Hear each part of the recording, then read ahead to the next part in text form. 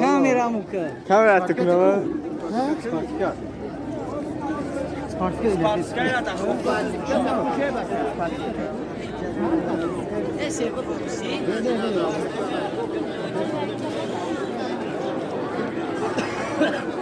ماشین خراب بودم خیلی تز بیورش بودم İşte bu bastı.